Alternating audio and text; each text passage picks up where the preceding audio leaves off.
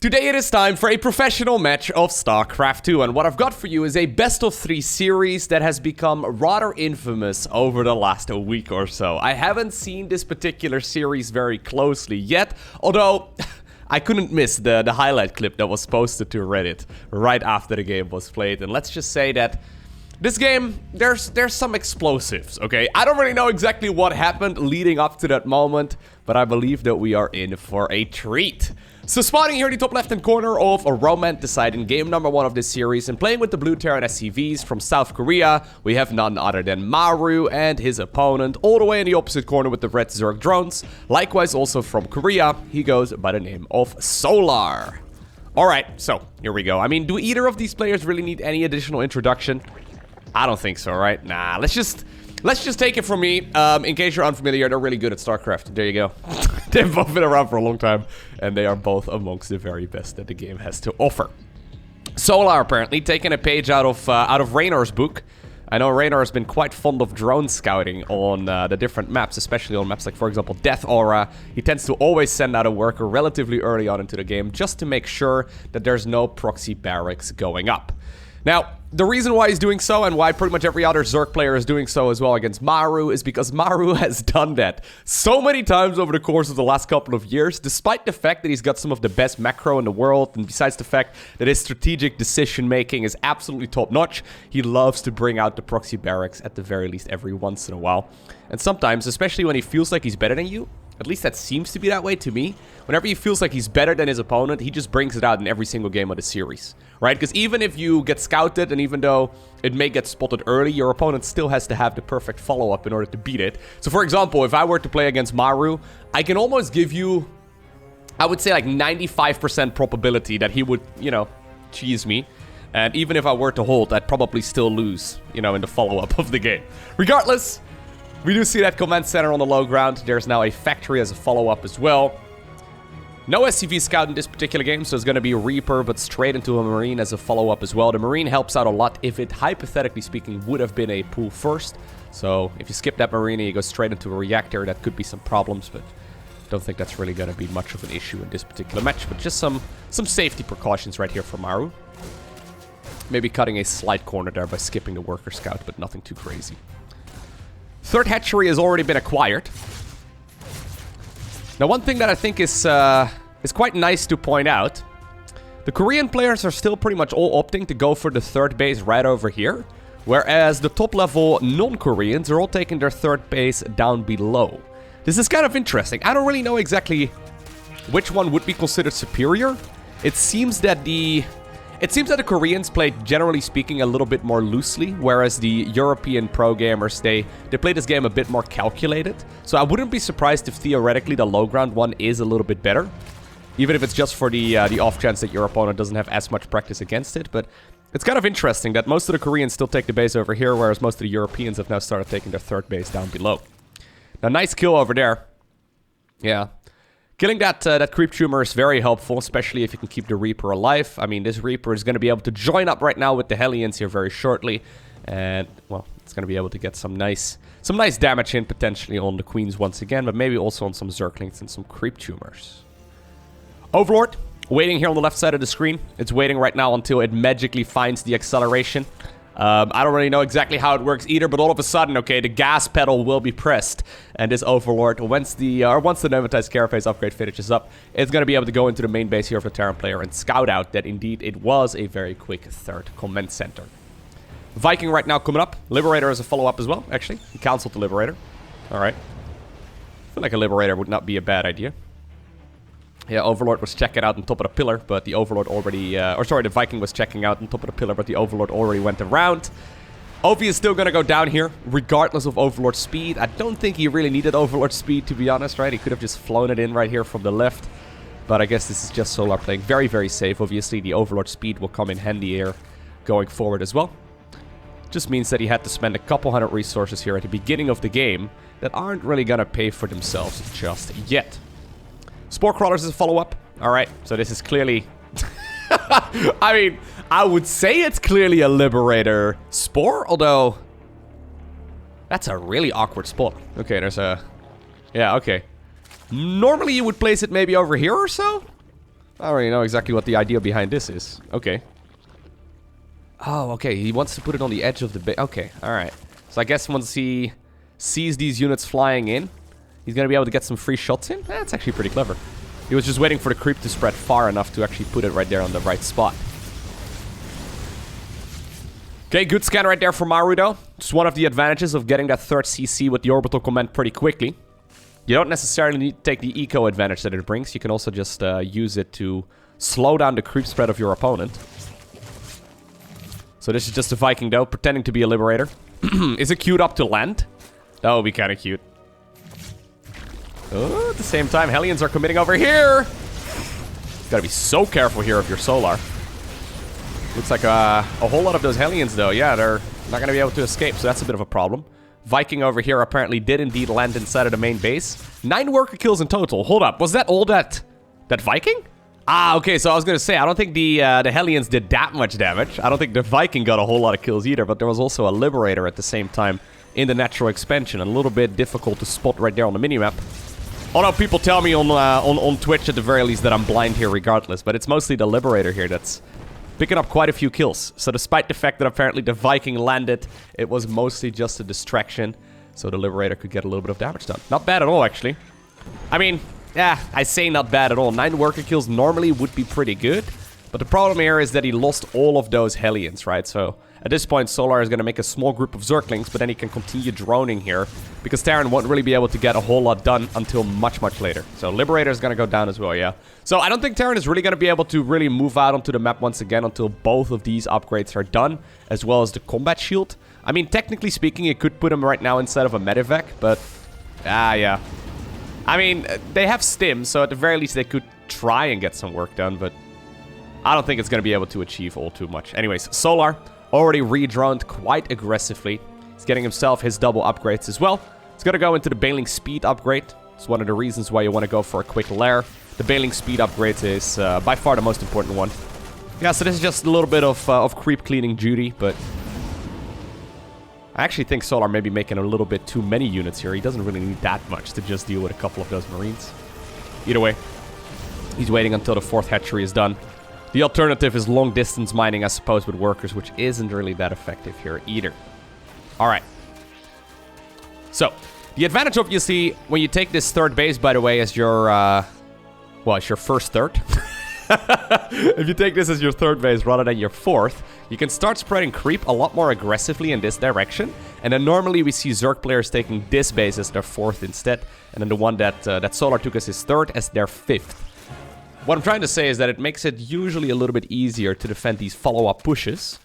And I think we're going to be seeing that coming out of Maru here. Alright, so there's 2 siege tanks inside of the medevac. Stim pack is done, combat shield is done, +1/+1 is done as well. Zerg is going to finish their 1-1 in about, well, a little bit longer. Solar actually decides to venture off creep. Didn't think that was going to work, but he slows this down a little while, which is actually quite neat. Now, if he loses a few queens on the back of this, that would kind of suck. Yeah, I think Brenda and co.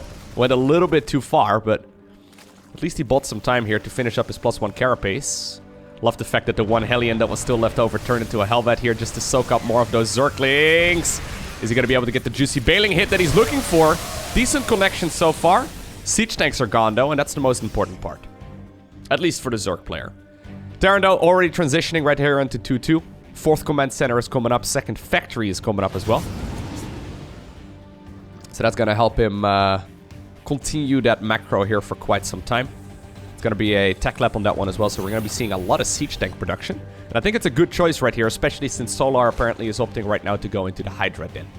So usually you either go Spire or you go Hydras. Hydra into Lurker has become very popular after Raynor started playing it about a half year ago or so. Most of the top level Zerg players seemed hesitant, but right now a lot of people are starting to incorporate it into their play. So I think this is going to be a quick Hypher as a follow-up as well. Judging right there by the timing of the Infestation Pit, we'll probably see a Lurker Den here coming up shortly. Zerglings going in for the counterattack. They will scout additional medivacs that are apparently moving out.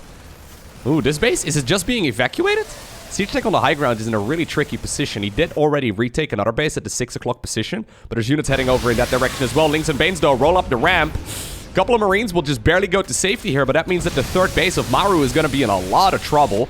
This expansion on the low ground for the Zerg player ended up getting killed, but that is loads of SCVs going down, and I think that is a very nice trade here for the Zerg.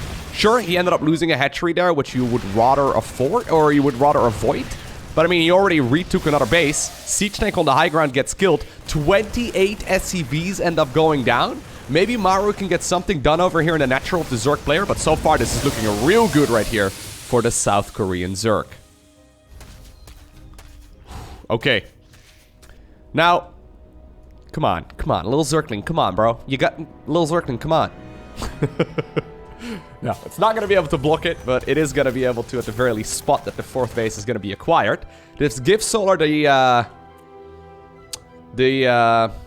information right now that he needs, because attacking this while it's still morphing into a planetary is relatively safe. Base over here, though. Ooh.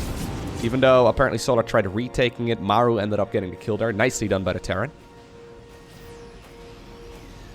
+3/+3 is coming up. Hive, though, is almost done here, and Solar is happily macroing forward. Not bad at all. So Maru is currently sitting at 51 workers versus 80 of the Zerg. He doesn't really have an upgrade advantage either. He's not really getting any damage done here either. So this is looking like a very solid game. Usually these are the type of games where the Zerg players will end up maxing out at some point with 3/3 upgrades, Vipers, maybe Ultralisks, maybe Lurkers, it doesn't really matter, but they'll go into 3/3 upgrades, Adrenal Glands, and then once they are done, they can have like 90+ workers, roll into planetary fortresses very easily, and slowly bleed the Terran player out. So usually one of the goals right now for a Zerg player in the shoes of Solar is to just simply prevent Maru from taking too many bases. So apparently he's going to be allowing a planetary here on the low ground. But I would not be surprised at all if he decides to go all out on the aggression. Excuse me, when the Terran player decides to take the 5th. He does need a scout of that, though. Would have loved to see like a burrowed Zergling or an Overlord pooping a little bit of creep. I mean, he has that Nematized Carapace upgrade from earlier. Now, Maru, though, pretending like his eco has absolutely no problems at all. He's just pushing as if... Look at the macro, dude. He's so good. Yeah, he's just continuously going forward here. Now, there are a couple Vipers available, and Vipers with Blinding Clouds can shut down those siege tanks with ease. And that means all of a sudden that Maru's main army here will be pushed back. You can see this is going from bad to worse right now for the Terran. Terran's still stuck on mostly Marine siege tank medevac, and while that's a pretty good unit composition, Solar's army is becoming more and more sophisticated, right? So we see now Hydra, Lurker, Viper, which is phenomenal. He's going to be able to get those Lurker upgrades right here as well. I mean... This is looking a-okay right now for the Zerg. I think if he manages to deny a 5th base of the Terran, things are gonna be fine. That being said, yeah, I was gonna say, there's still no 5th command center coming up. There's 3 different locations where you can take that 5th base. So either you take it over here, you can take it up there, or you can obviously move right here towards the left side of the screen. All of those are great options. Now this is nice, okay. Maru finally catches a break. Solar has those Lurkers. Most of them apparently are over in this location. They're looking to see if they can potentially kill all of this, but yeah, not a whole lot of anti-air available, so they're just going to be able to fly away. Okay, so that was a little bit sloppy here for Solar, having all of his units in one big spot. This isn't Platinum League Solar. There you go. All army is not going to cut it at this level. Yeah, parasitic bombs are also obviously very nice, so we saw already the effectiveness there of... Blinding Clouds, but Parasitic Bombs, obviously, they deal 120 damage to air units. It's one of the ways that you can start countering these units relatively easily. Now, a couple of siege tanks were set up there on the back. How many tanks are we at right now? 7, okay. So 7 siege tanks here, and already Maru is starting to make the transition towards ghosts. So this is good. It's just that Maru won't have enough eco to do this multiple times, assuming he does not get to take another base. So that's exactly what Solar is looking to do right now. He's like, okay, you know what? I know you're going to have an easy time maxing out once with a really good army, but I'm just going to try and make that your only time that you can max out. So even though these traits aren't particularly efficient, there's actually a bunch of Marines, once again, gunning down the command center, or sorry, the hatchery on the low ground. Planetary Fortress here has started to take a lot of damage. Solar, he's focusing his attention on like 7 different places at once. Okay, here's the Lurkers finally moving in the direction here of the planetary, and these guys do not mess around. Killing that base would be an absolute disaster. Even though the low ground base there ended up going down as well for Solar, he's got a couple extra expansions to be mining from. Planetary Fortress falls, and Maru right now has been knocked back to 3 bases. I would actually like him to try to take the center base. At least in my experience, casting a lot of games and playing a lot of games, this center base is usually not scouted very quickly by the Zerg. Usually you expect them, the Terran players that is, to like take the one up there or the one on the low ground, right? Once again, which is exactly what Solar is doing here, but the one in the center can easily be forgotten. Either way, Solar had to spend his entire bank for that, but I mean, Maru is broke, and he's not really getting a whole lot of income here either. Look at all those mineral patches, right? They're running out. So at this point, this is certainly Solar's game to lose. Everything has been going quite well for him. I mean, I think he lost 2 hatcheries too many. Probably could have prevented that, and maybe there's going to be a third one here as well. Those Marauders don't mess around. Yeah, with +3, they're really, really strong, but it looks like there's not going to be enough here for the Terran to get that kill. Just leave a couple lurkers, please, man. Just leave like 2 lurkers. Zerg players are so, like... They don't like doing it. It feels like it's such an easy thing to do, though. But anyways. I guess these lurkers are important for the offense. Maybe that's what he's trying to do. Now, there are ghosts available. There's also missile turrets that are detectors. So, these ghosts, yeah. Ooh, okay. 1 snipey goes down. There you go. 2 snipies, I guess. So that lurker will be just a little bit of blood. Base up north will be taken. Yeah, I think that Solar has decided that he's mostly going to allow the Terran player right now to just chill. He can have 4 bases, but he can't have a 5th. Oh my god. Really? Really? Really? Oh, 71 hit points remain. There's no units anymore inside of these medivacs, but at this point it almost feels like you're better off killing your own hatchery and just replanting a new one, because it's just going to be a matter of time. Either way. Yeah, so look at this, right? So there are scouts constantly up here, but he hasn't really scouted the center of the map, I don't think, ever. Maybe he's done it, though. I don't know, I didn't notice it recently. I feel like this base in the center could have been taken by Maru, and Solar would not have known it.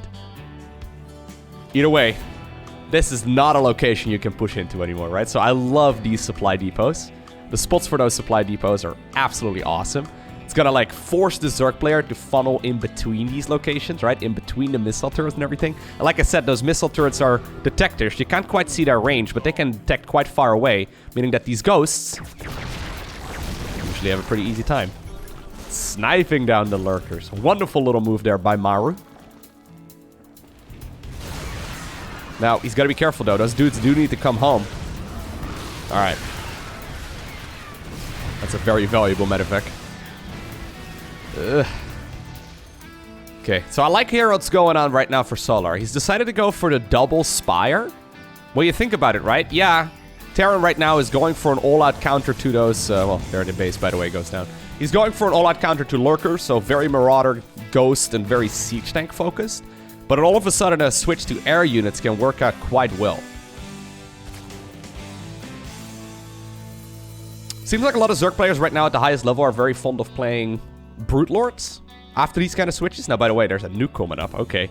Seems like a lot of Zerg players are quite fond of playing Brute Lords after these kind of switches, but it... I don't know. I'm not sold on it. It feels like Brute Lords absolutely get shut down by Terran once they start countering it. Like, Ghosts are phenomenal, and Thors are really good, and Vikings aren't bad either, so I'm always a little hesitant about it. Marauder hit squad here, top right. Not going to be able to withstand the firepower there. Marauders actually don't mess around in general. Yeah, very, very nice. Anyways, I want to see some Ghosts landing in some nukes. Okay, sadly, that's a changeling. Parasitic Bomb once again comes up. So, Solar right here, yeah. So, his whole strategy right now is trying to bleed out the Terran, right? If you can bleed out the Terran player, life is gonna be A-okay. Terran at this point is stuck on 4 bases. He's gonna try and acquire this one. This one's usually relatively easy to acquire here for Terran, especially since they have such a nice spread here of siege tanks. They can move a couple away, yeah. Just move these tanks towards the left. You can continue macroing in that direction. It's gonna take about a minute or so for this command center to turn into a planetary, but not a bad idea, I don't think. There's the building armor upgrade even coming up as well for Maru, so Maru is really trying to turtle up at this point. You can't go onto that high ground, right? No, no. And this is where the game becomes much harder again for Zerg. Despite the fact that Solar was in a dominating lead right about 5 minutes ago, I mean, he's still in his, he's still certainly at an advantage, don't get me wrong, but he doesn't really have an opening right now to fight. Where's he gonna go? Over here? No way. Is he gonna go through here? No way. Is he gonna go up here? No way, right? So where's he gonna go? He basically has to just allow this thing to happen right now. Now, one thing you can do is indeed create an opening over here, so you can force the Terran player to, you know, have an extra entrance into this expansion here once they ultimately take it. Yeah, you can see Solar right now is just saying, okay, well, not much I can do about your 4th base, not much I can do about your 5th base, not much I can do about your 3rd base. One thing you can do is Knight as the main, but that's relatively easy to counter for Terran and usually not that painful. I mean, getting a couple lurkers in the main would be really quite nice, to be honest, but we've seen Raynar do that quite a bit, going like double Knight as Worm at this point in the game. That's one option. I don't think, though, the alternative that Solar here is going for is bad. He's basically just taking, like, he's just drawing like a diagonal line through the map, right? And he takes every single base on the right side of the line, which works really well. Especially, once again, if you can deny Maru some of his bases. Now, these Marauders, man. Whew! Well, there's 2 Marines in there, too. They are so strong. Even though there were a bunch of lurkers there, I mean, he's... I would not mind seeing the lurkers sprinkled around a little bit. Like, a couple lurkers down below, a couple lurkers up here. I think that might make it a little bit easier. Couple Medivacs, though, still set up over there. Once again, the lurkers are always playing catch-up. And this is, once again, Maru moving in. Maru is playing this very intelligently.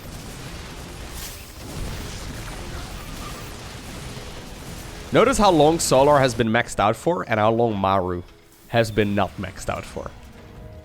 Maybe he hit maxed out there a couple times, but he's been, like, he's been in no rush at all to try and get to the maxed out state.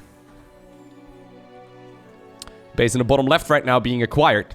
What Maru is trying to do is, since he knows that Zerg does not trade very well and very efficiently in the late game in particular, right? So look at the resources lost right now. It's already starting to become a nice little advantage there for Terran. He knows that if he can create a split map scenario where both players are mining their halves of the map, he's gonna win in the long run, assuming he trades decently, right? So, I mean, obviously that plan could become a disaster when Zerg takes one of the bases that normally occupies, or that normally is occupied rather, by the Terran player. So that could become a bit of a problem, but so far, I mean, this is too ambitious. There's no way that base is ever gonna mine, is it? Nah, I don't see it, nah. But you can see, right? Like, the idea behind it makes a lot of sense. If Maru can take his, like, 6-7 bases, he's gonna be in a happy spot. Alright. Now, Solar has been pushing the creep slowly but surely forward. Getting a couple of those lurkers into the mix right here in the bottom left-hand corner, too. Spore Crawlers are trying to inch forward. Can he kill something here? He's trying to deny those Liberators from getting easy pickings, and... once again, man, the positioning here of Maru is insane. Well, there we go. That nuke that we saw building ages ago is finally going to be deployed right here. Nicely done there by Maru, who's going to be able to force this army back. I don't think he even really needed the nuke. But, I mean, extra style points, right? It looks cool. He probably could have pushed that back with, like, 1 Liberator and a couple of tanks in the right spot. You can see that Maru is really impenetrable in these kind of scenarios, right? Like, where are you gonna fight this man? He's got such a good spread. It's very difficult for Terrans to dedicate enough army there. I feel like Maru, though, yeah, he is not putting that much effort anymore on this location in the map. I mean, you can't defend everything. I feel like maybe Solar's picking up on it, and he could try and go through the center here, or maybe, you know, up north. I don't think that would be a bad idea. Terran has to choose where they dedicate their defenses.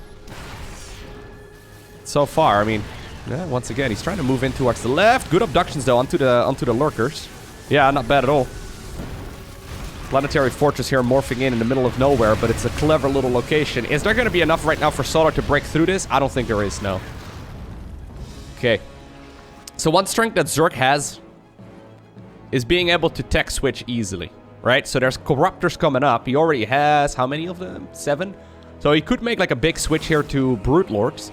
You can imagine, considering that Maru has been very focused on siege tanks and ghosts and, you know, Liberators and Marauders, right? He doesn't have that much anti-air. I mean, ghosts are pretty good at pretty much everything that Zerg has in the anti, or in the late game department, but okay, this is nice as well for Zerg. 130 Zerglings now as a follow-up, actually. That's insane. Anyways, you can imagine that a big Brute Lord switch can definitely catch the Terran player off guard. It's just that there's a lot of units as well that can easily counter that.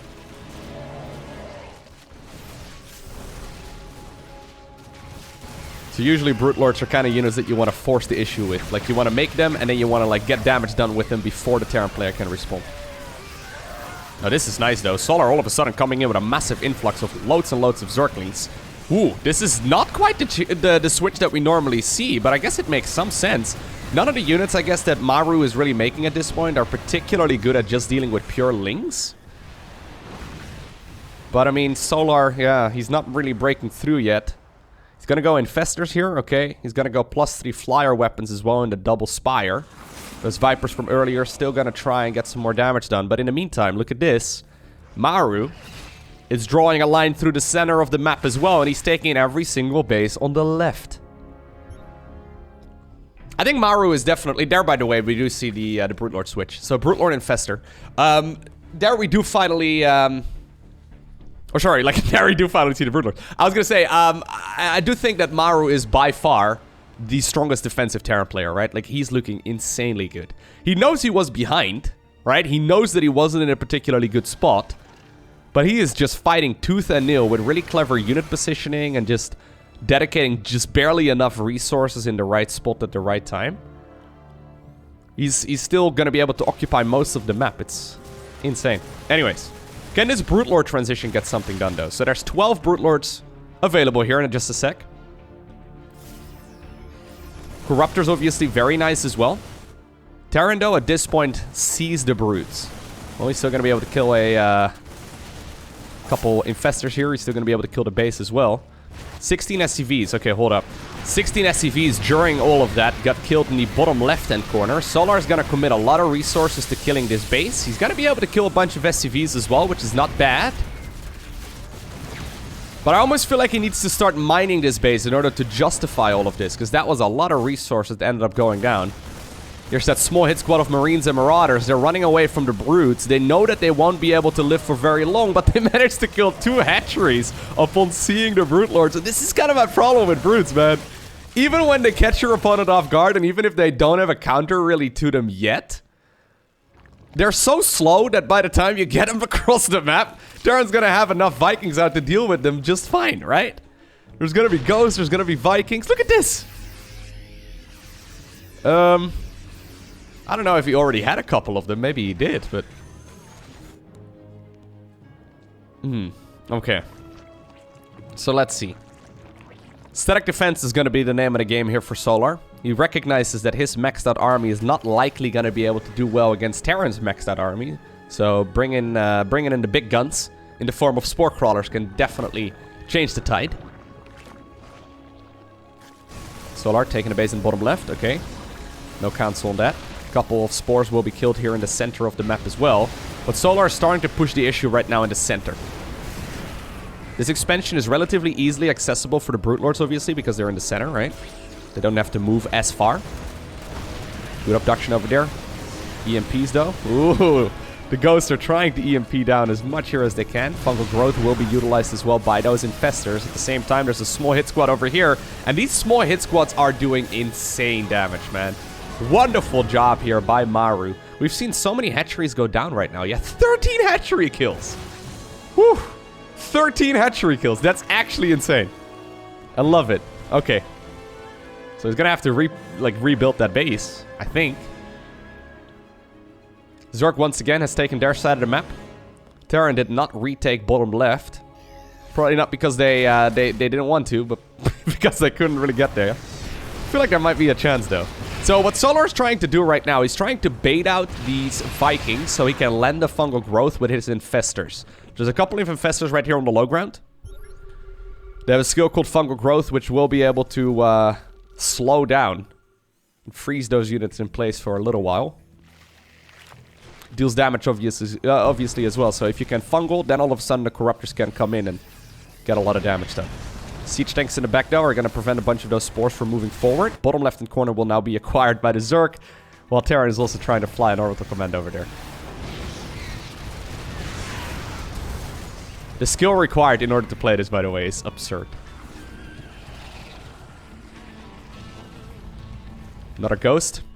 Is going to be able to launch a nuke here in a little bit. Hatchery will be replanted once more.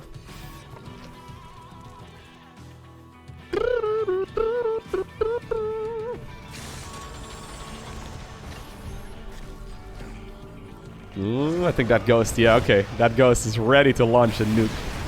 He's gonna try and see if he can get some damage done over here in the center of the map. I think the Ghost, though, already ended up getting killed. Did it? Yeah, yeah. Bottom left-hand corner, though, once again. Ugh. Solar's trying to acquire this one every time, but he's not really getting it so far. Terran's gonna be able to send a small hit squad over there. Siege tank cleverly hidden in the back. It's gonna provide just enough firepower to push back the Zerg army, and yeah, nicely done here. Maru just committing. Like, Maru is very good at committing the right amount of units at the right location. It seems like such an easy thing, in theory, but look, this is not enough for Zerg. Like, Zerg needs to get more supply. Like, Terran is committing, like, what, 20, 30 supply or so in that location of the map, and Solar was committing, like, half of that, right? Which just... I guess it's mostly also because of the fact that, like, Maru can hold these lines relatively easily with lesser units. Marauders are so powerful, man. Insane. Okay. Now, I'm talking of it as if Solar right now is in a bad spot. He's still theoretically ahead. It's just that I've seen Zerg lose from this position so many times over the last year or so, right? Ever since they ended up nerfing the Brute Lord Infestor style. I mean, for good reason, by the way. I never was a fan of that, but since it's much weaker right now, it's difficult for Zerg to win these matches when they go to the late game.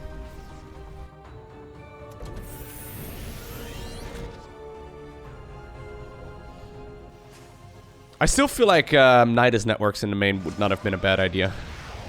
Another tactical nuke being deployed here in the center of the map. It's this Ghost over here. Solar decides to back off. Not a bad nuke, though. I mean, there are 100 minerals, 100 gas. It's going to be able to kill, like, what, half a dozen creep tumors? That alone, I feel like, is already worth it. Okay, nice little bit of harassment here by Solar, though. He's going to force this base once more to not be taken by the Terran player. Isn't it insane, though, how it's been over a decade of StarCraft and players are still getting better? There's so much going on constantly all over the map, and one little mistake can pull or can close everything out. So sick. Okay, Solar, teach us how it's done. If you can get one good fungal, that is game over, I think, for the Terran player. Siege tank, getting in range of the hatchery, so once more that one will be forced to be cancelled. Solar is okay, though, with just not letting the Terran player mine this one, right? I'm pretty sure right now they're saying, okay, these bases in the center, they will pretty much, like, everything in the, on the right side of the map, I guess, will be mined out. Everything from, like, the center and up will be mined out as well. Solar is probably content with just not allowing this expansion, meaning that he has mined one more base than his opponent, right? As long as he can mine out everything else, that should still be okay for him. Yeah, he's now started moving on over towards the previous fourth here of the Terran. Now, there's no more mining going on over here, though, so you don't really want to commit too much attention here either. I think that's Solar, yeah. He's just thinking, okay, if I can deny the base in the bottom left this whole time, that's going to be fine. Maru right now cycling from the center defense as well, all the way towards the bottom left. I wonder if they... I've been thinking about this. I wonder if they should add, like, a late game speed buff to Brute Lords.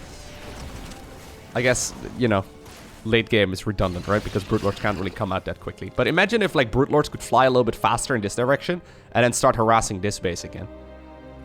They have, like, a thing in co-op called, like, Advanced Cartilage or something. It basically is like a movement speed buff for Brutes. I don't think that would be a bad idea. I think it would be pretty cool. Nuke once again. Flies on out. It's gonna force the Zerg player to back off. This is buying time, though. Theoretically, anyway, for the base over there in the bottom left-hand corner to be acquired. Once more. Good amount of resources here dedicated by Maru. He's now bringing Liberators to the harassment battle as well, which I just love.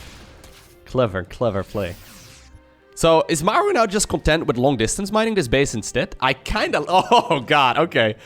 If they're both gonna be long distance mining the base in the bottom left, that would be hilarious. Okay, here come the Brute Lords. Yeah, I don't know. Maybe it would be a bit broken though if the Brutes were faster, but I'm not sure if it would be. Be kind of cool. Another nuke is being deployed here in the bottom left-hand corner. If you can target fire down the Ghost while it's casting, it's fine. Gotta be so careful though, because if you're not gonna be in time, yeah, you'll end up losing your entire army, and that's obviously not what you want. Nice zoning here once again by Maru. In the meantime, top right-hand corner, small hit squad once again. Every single one of these Terran units apparently is an elite because they have a personal medivac. They have their private planes. Although here come the plebs. That's me and you running forward, unless you're not a pleb, but, I mean...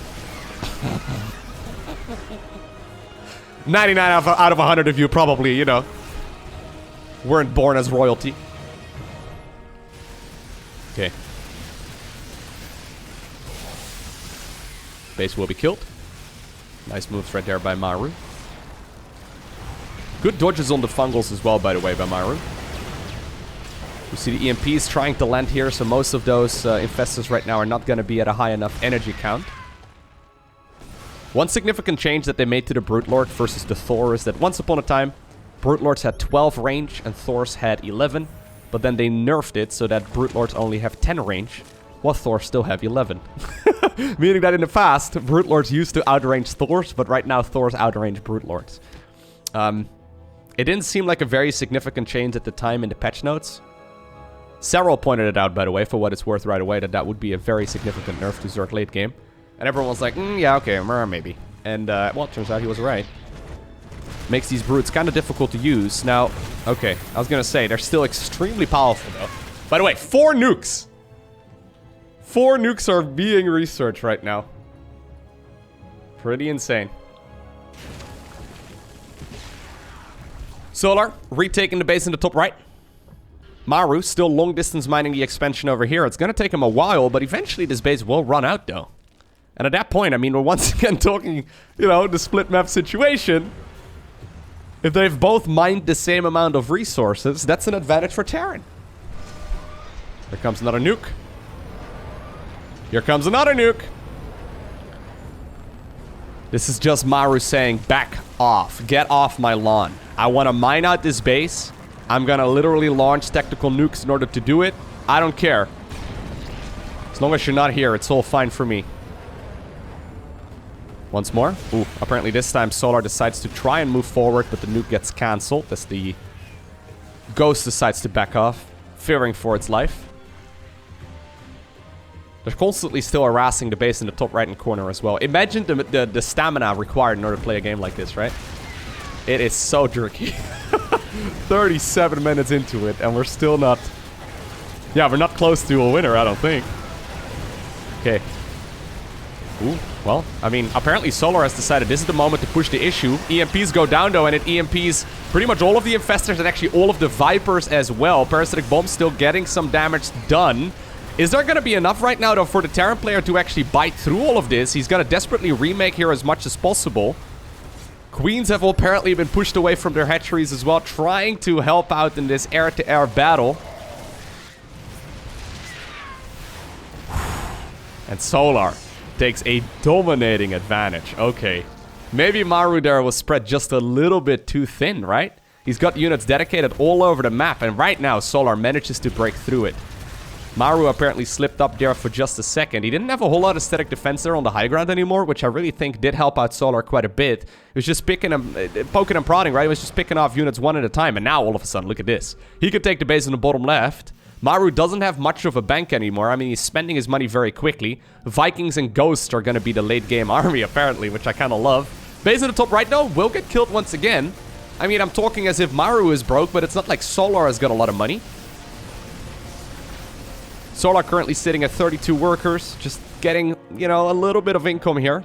Maybe he can cycle units towards the bottom left. Even though obviously those EMPs were fantastic in combat, a lot of Ghosts ended up killed because of that, right? So that means that these Infestors, I mean, they weren't very helpful during the fight, but they're going to be able to accumulate energy once again. Maru looking dead in the water at this point. This base in the top right is barely even worth taking. I mean, there's only a couple of resources remaining. A couple thousand, actually. So, it's still worth taking, I suppose. But not really if it's going to cost you another half dozen hatcheries.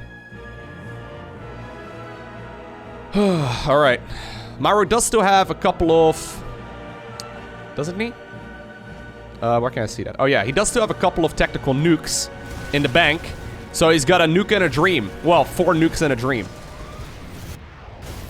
There's the nuke floating across, and it's going up right over here. Another nuke is now being deployed towards the bottom left-hand corner. Don't know where that one is coming from, but... Is there gonna be enough, actually? Hold up, Solar, you haven't killed the ghost yet! There's the ghost! Oh, shit, okay. Oh, I forgot that this was in this game. That's what I brought up at the beginning of the video, but I forgot. Well, I mean, I wasn't thinking of it anymore. That is... Can we go back? That is like 90 Zerg supply. Gone in a flash. Okay, so let me get this straight. Maru launches a nuke right over here. He then launches a nuke over there. Plus he attacks right over here.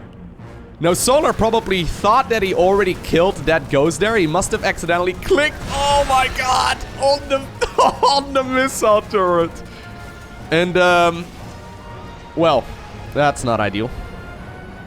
That is usually not what you want. Loads of supply. Can I just watch it one more time? If you're a Zerg player, just close your eyes. Okay, so at this point, we're at about 53,500 minerals and 15,000 gas. Oh, yeah, look, he attack moved right there on the missile turret. He must have accidentally on the wrong thing. Ay. These late game Zerg armies, while not necessarily strong, are also not necessarily cheap. I mean, they're good, but not as powerful as at the very least they once were. And right now, Solar is forced to spend his bank after what I think is the biggest nuke that we have seen. Well, at the very least in 2021, right? Oh my god. He's forced to tap out after being very far ahead. Alright, now you may have forgotten that this was a best-of-3 series. Game number 2 will take place on Death Aura. Now, I believe I talked about it, right? At the beginning of the previous map. To rub salt in the wound, Maru is sending a couple of SCVs to watch what seems to be the other side of the map. Oh, can it get more painful? You know that Solar is gonna be at least somewhat tilted. I mean, we are... Even if you are as stoic as can be, right? We're all still human, right? I mean, I'm assuming there's no robots watching this. Can it get any more painful than losing pretty much your entire army? The series was played during IEM Katowice as well, so it's a massive tournament. Oh no, Solar is scouting around. He's gotta check out the most likely locations. Is he gonna go all the way over here? Okay, he might actually see it. That would be nice for him. Oh no, oh no, Solar. Oh, I'm so sorry, Solar. Oh, poor Solar. That is really sad.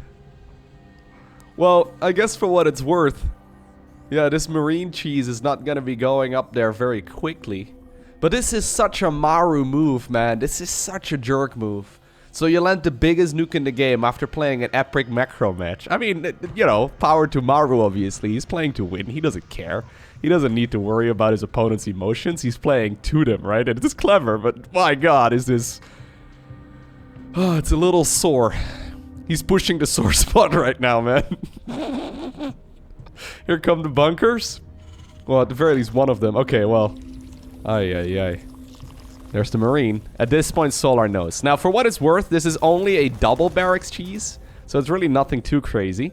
Drones are going to be pulled away from their hatcheries as well, so they're looking to kill these SCVs and these marines as they pop out. If you can get the wraparound, though... Ooh, yeah, a couple marines end up going down here. 5 drones, though. That's too much, man. If he loses this Overlord as well, I mean, I think that's... Can he get it to the pillar in time? Oh, no. I feel so bad. Oh, killing the Overlord would be... Oh, oh, it's like a house of cards. Once it starts falling, it is just a disaster. Well, Solar, obviously, he's been in these scenarios before, although maybe not a nuke that big. He knows what his opponent is capable of. Maru, obviously, not dropping a beat, by the way. Playing like an absolute champ. Ah, alright. Look at the drones. Couple drones inside of the main base. Guess he's gonna be able to get Overlord speed and Link speed here eventually, but... Okay. Well, these two barracks have done their job. I guess there's pilots inside of them or something that are guiding these things back to the main. Obviously, you can just go into a factory over here and then a starport as a follow-up as well. You can even add on a tech lab here on one of these barracks, so... You know, you can switch it over with the starport and get yourself a nice little Banshee out, or a Raven, or... God forbid, even a battle cruiser. I wouldn't mind it at all. I feel like a battle cruiser would be quite fun. Now, nicely done here by Maru, though. You know, he's human after all. He leaves the front door right open, which I do appreciate for him. That's nice of him. He didn't need to do that. It's just got to be a medevac, by the way. Medevac and Hellions. Not a bad idea. Can always go for the armory as a follow-up as well if you really want to get aggressive, but this is Maru just playing to his advantage, right? So, these Marines over here, they've killed a little bit. Not even too much, but they've killed a little bit. And probably the majority of the things they've killed hurt Solar, right? Like physically and mentally and just emotionally. Everything is hurt. Okay, so Link speed is coming up. Solar is spreading the creep really nicely. So he's got 3 lanes right now of creep moving around. That's awesome. Stimpack is going to be the follow-up here as well for Maru, who's now loading, I think, a couple Hellions, yeah, inside of the medevac. And he's going to be sending that one across. Good spread here on the OV, so you can see that Solar is doing a great job right here, repacking himself.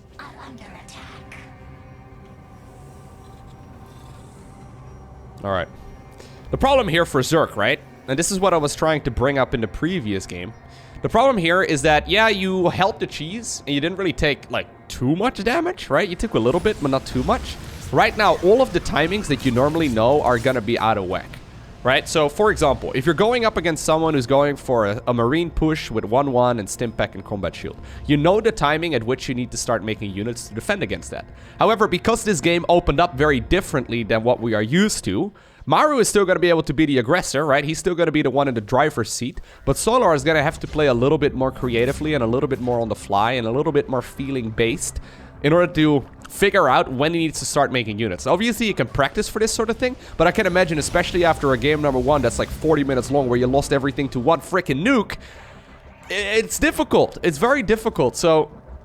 We'll see what kind of defense there is going to be available. Stimpack is finishing up in about 20 seconds' time.